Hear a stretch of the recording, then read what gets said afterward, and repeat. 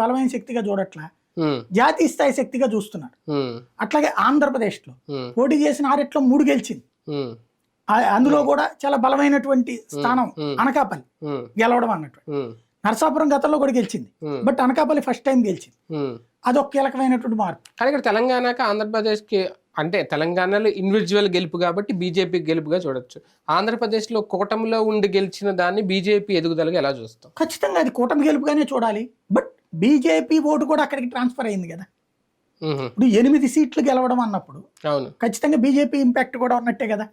ఉమ్, ఉమ్, vote transfer అన్నది జరిగిందే కదా. ఉమ్, ఉమ్, ఇంకోటి 2.5% వచ్చింది కదా అంతకుముందు 0.8తో పోల్చుకుంటే.